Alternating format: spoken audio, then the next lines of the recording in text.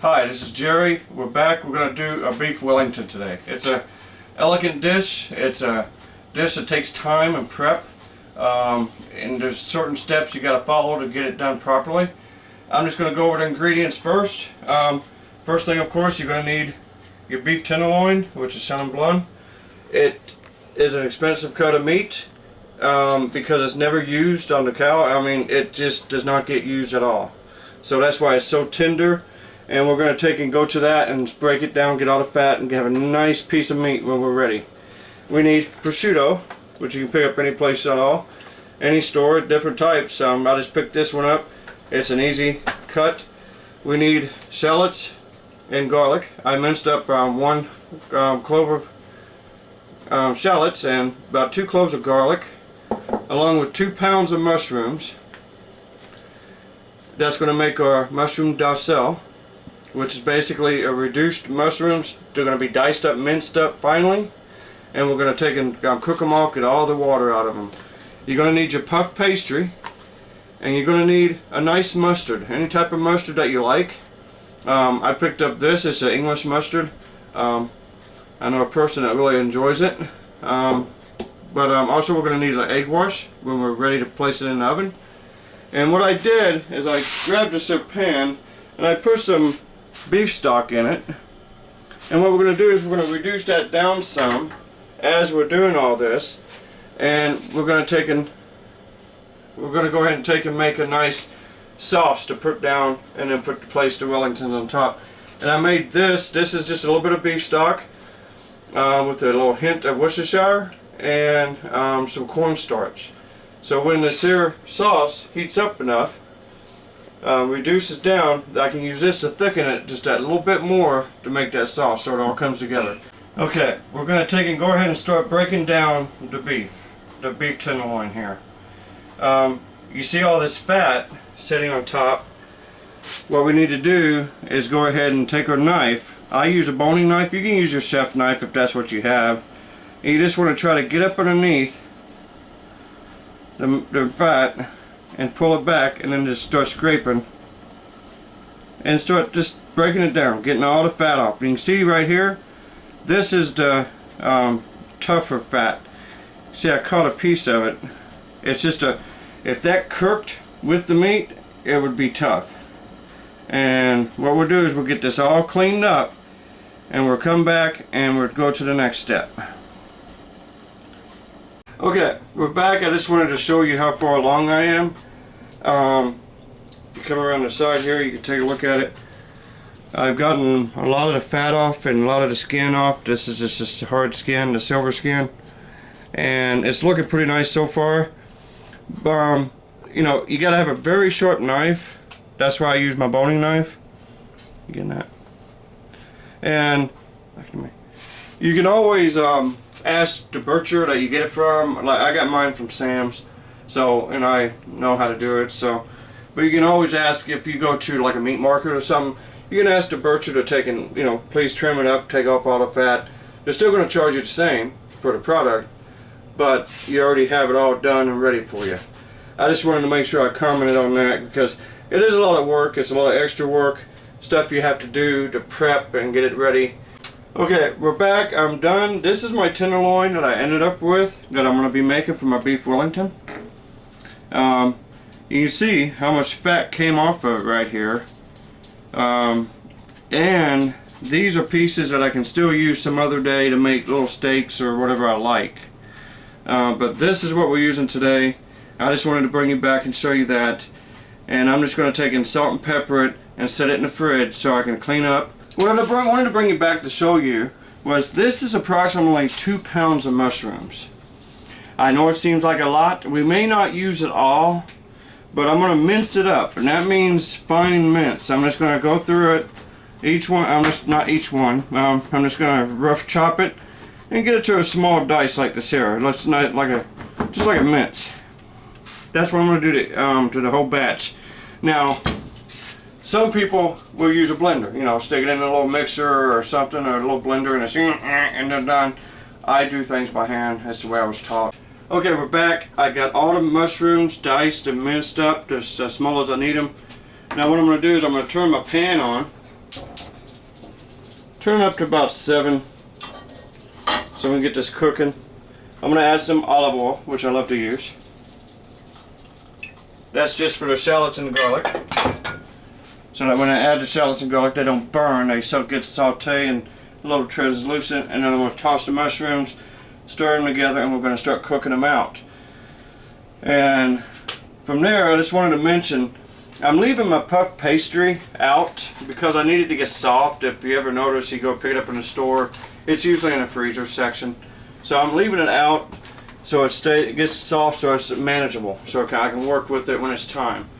Also, another thing you're going to need is saran wrap. Just plastic wrap, anything you have, anything you pick up at the store, it's good to have. So this is already hot.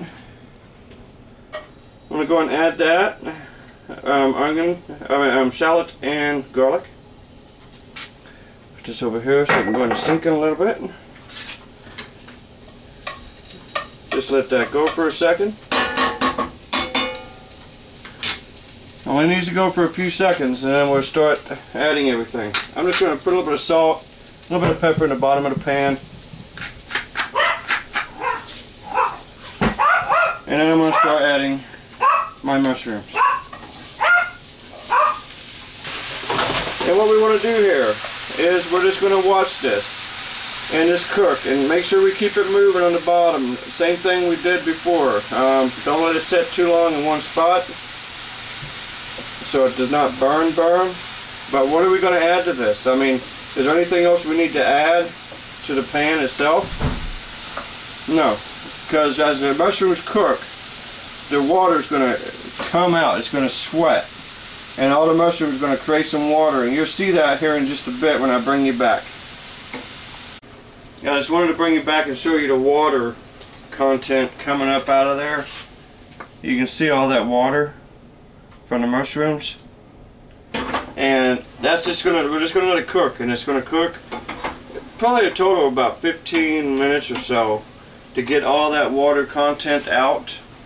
And what it's gonna end up being dark, very dark mushrooms, black if you want to say. And when it gets that cooked, it's going to be so condensed, it's probably going to be a little less than half, maybe about a third of what we started with. And then what we're going to do is we're going to place the mushrooms on a pan, and we're going to transport that to the freezer or the fridge. And I got it where it's real nice and dark now. What I'm going to do before I take it out off the heat is going to season it real fast. Going to shut my heat off. Salt and pepper. It's already got onion and garlic, or shallots and garlic. Give it a quick stir. You can tell when it's just about done whenever it starts to stick, because all the water is out of the mushrooms now. And what we'll do is we're just going to transfer it over here to this pan.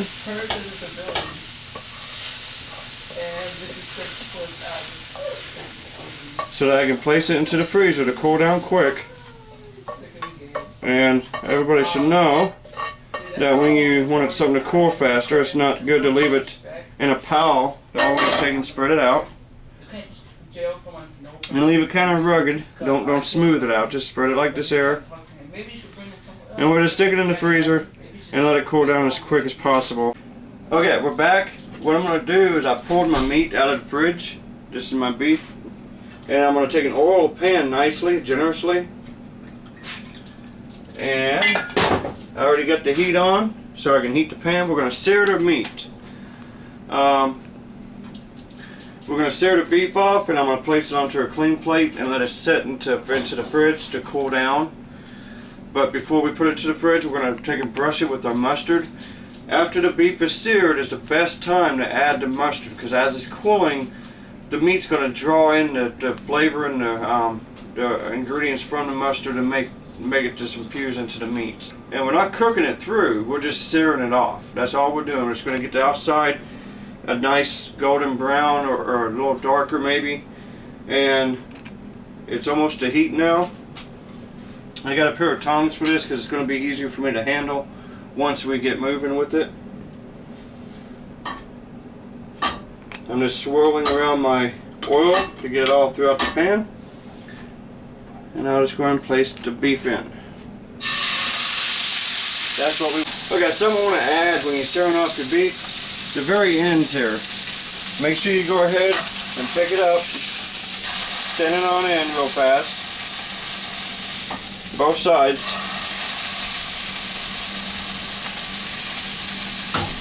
Just to sear that off.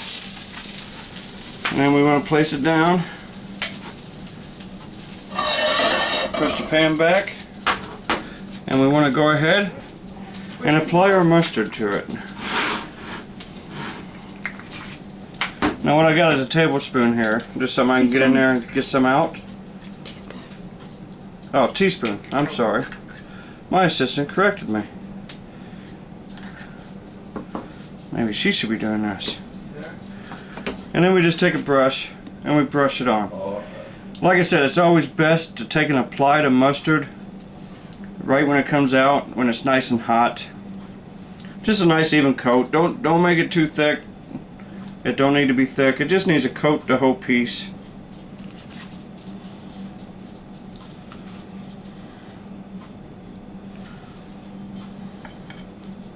Extra set of hands helps, does wonders for you.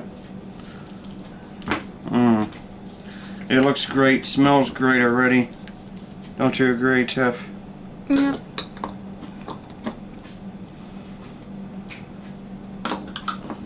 And like I said, I'm just using English mustard. You can pick this up at any store just about. You can use any other type of mustard you like. You know, regular yellow mustard or Dijon. Whatever suits your preference. And just finish it off, basting it with the mustard.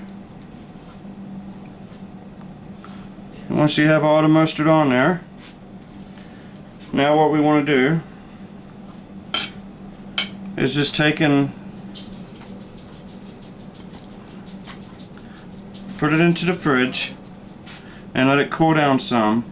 Okay, we're back, and what I've already done is I laid out a piece of saran wrap, just like so, on your cutting board. I laid the prosciutto out, just lay it in layers. Don't overlap too much because you don't want it to be too large, and it's just laid right on top of the saran wrap. Now, my mushroom duxelle is ready, nice and chilled, so I can actually handle it and get it all laid in between the meat and the prosciutto. And I'm just going to start laying it on here like so. Like I said, we may not use it all because we don't want a real thick layer of mushrooms. While it's cooking, it may fall apart. We don't want that. So, but we should use most of it. Okay, that looks pretty good. Pretty evenly spread across prosciutto. I left a little piece here and a little piece on this end so that we can actually seal it when we get to it. And I got my beef in the fridge already. It's manageable. It's nice and chilled. I'm going to place it on the very edge down here, right where the mushroom stopped. And what we're going to do is we're going to wrap this up in the prosciutto first. Wipe my hands off. We want to let the saran wrap do the work. So what we want to do is we want to pull it up and hold it firm, and then just bring it right over like so. Nice and tight. Use the ends. I noticed some prosciutto at the very ends here sticking out. You're going to lose a few mushrooms.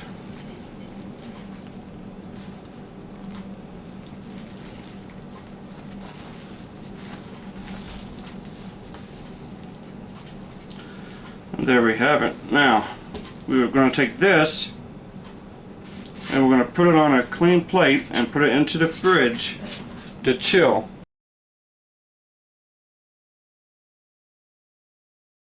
Okay, the pasta sheets we bought, there was little squares, triangles, whatever, so I had to improvise. I kind of laid out a couple pieces and kind of piece it together. I'm hoping it's about correct for what we need. So first thing I need to do is go ahead and unwrap this. And hopefully it held together nicely.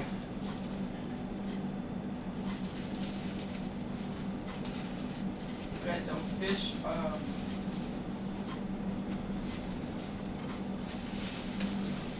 Yeah, So what I can do is just place it right on here. Come back, and then he or the engineer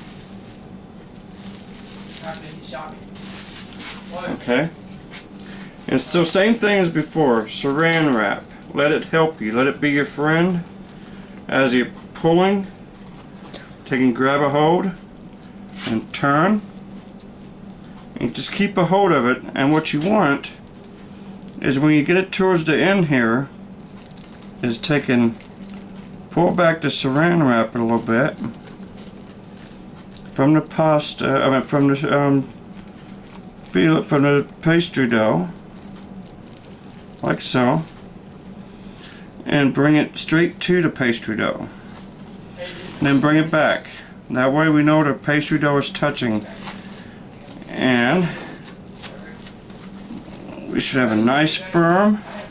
And to close the ends, I'm going to go ahead and just make sure I don't have nothing that's going to prevent it from closing, like so.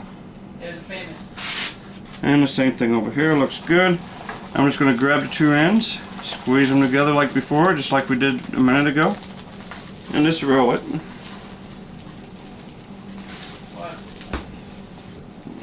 This is actually kind of a large Wellington I made here. And the reason I did that was because I'm feeding my family after we're done. And it looks pretty good. It looks like it all sealed up pretty nice. And you can tell by rolling it, it was making it tighter and tighter. That looks great. If you can see, each side looks terrific, I think. And what we do with this now is we put it back on our plate.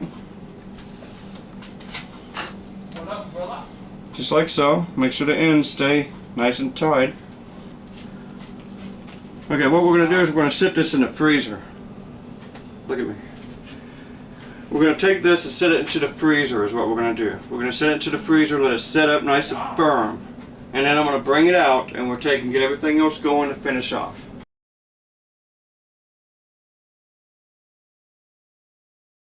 Okay, we're back. I pulled the beef Wellington out of the freezer. It's kind of firm. It's not perfect, but it's pretty firm. And I unwrapped it, laid it on my sheet pan. Now, one of the key courses here is I want to baste it with the egg wash that we have. And just, you know, be liberal, get it all over. This will help get a nice golden brown as the pastry is baking. And once we get it all basted, all basted with the egg wash, I want to show you a little trick to make it look real nice as it's baking, and when it comes out it'll have a nice score on the top and just look really nice. Okay, now that we have the egg wash on the pastry, I can go ahead and I'm going to take my knife. It's a small knife, a little paring knife, and I'm just going to take it right into the pastry. And I'm using the back side with a little bit of force, not too much to go through the pastry, but enough to leave a score, which is a mark in the pastry. And we'll do the same to the other side. Just bring it up around, just nice little scores. And as it's baking, these scores are be more prominent, and to give the pastry a nice little look when it comes out, I'm just going to bring a nice line straight down. So that's the way I've done mine. And of course, the last thing we want to add to the top of the pastry is some coarse sea salt. Now, if you don't have sea salt, regular salt at work, you don't even have to do this. It's just something that I like to do. Okay. Now, I've got the oven preheating to 375 because of the fact of this is such a large loin. Normally you could do it at around 250 for about 20 to 30 minutes to get a nice medium rare. And that's what beef Wellington should be cooked at, a nice medium rare. So in just a few minutes here, I'm going to add this to the oven, and we're get it started baking off, and we'll time it. Now, with my stock that I have sitting here, the beef stock, I'm going to go ahead and turn that on. Maybe.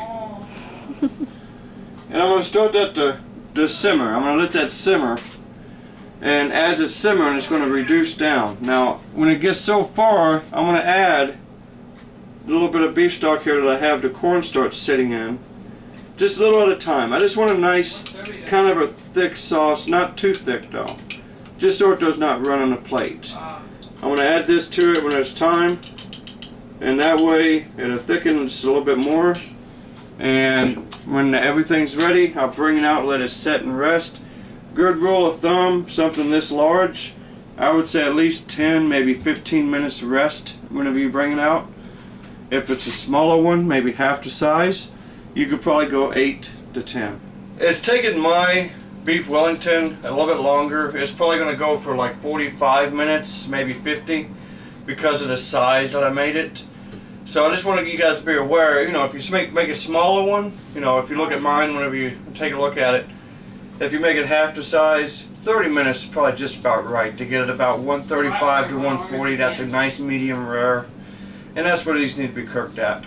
So what I've done is I just pushed my sauce back to this back here. With the sauce, I just boiled it down and took and added a little bit of about 4 scoops of the cornstarch with the sauce that I had, and let it reduce down to almost a quarter of what was in there. And that's what we're going to use as a sauce. It's just a little bit of extra flavor for the meat.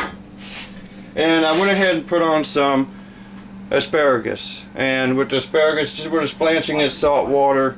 It's going to be blanched. When it's getting close, we're going to throw it in a cool bath of ice water to cool it real fast. And then we might saute it before we place it on the plate. Okay, my beef Wellington has been going now for about 50 minutes. I'm going to give it just a couple more minutes. It's hitting right about 138 to 140. That's where I want it. So what I'm going to do is I'm going to warm up my sauce just a little bit. Wrong one. I'm just going to turn it on low just to heat it through. I'm going to take the asparagus. I'm going to drain the water off of it. I'm going to take and turn it on about halfway. I'm going to throw 3 little pads of butter. And we're going to take and add a little bit of salt and pepper. Season it.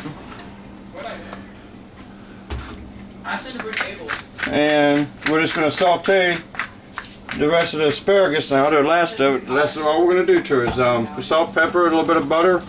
And we're just going to heat it back through. I'm going to go and shut my heat off on my oven. I'm going to go and pull my beef Wellington out so it can sit. As I said before, it needs to sit for probably about 10 to 15 minutes. And I'm going to transfer it to my cutting board so it'll cool even faster. But what we want is for it to sit at least 10 to 15 minutes before we cut into it. And our asparagus is looking great, nice and buttery. It's seasoned, it's heated through. Okay, we're back. It's been sitting.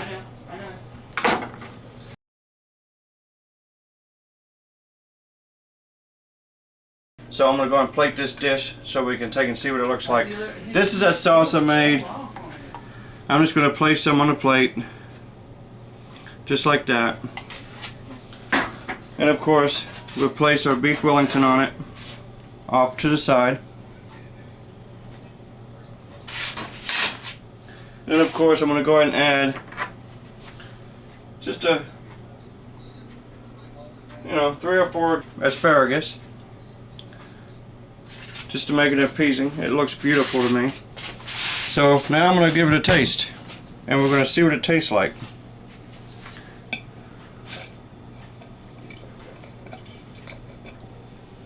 I'm going to grab some of the sauce.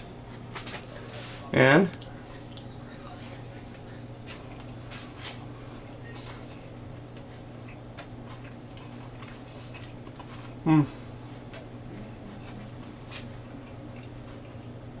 still very hot. but tender, juicy, tastes wonderful. The asparagus, salted in butter, can't beat it.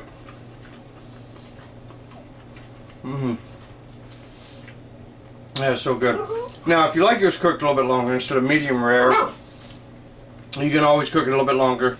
But I hope you enjoyed the video, and if there's any questions, just let me know, and I'll be glad to answer them. This is Jerry. Come cook with me.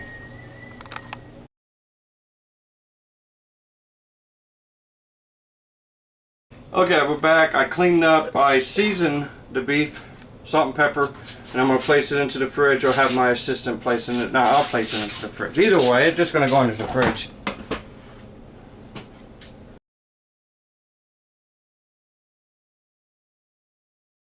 So, we're getting ready. We're going to get ready to, we're going to get ready, and we're going to take and sear off the beef.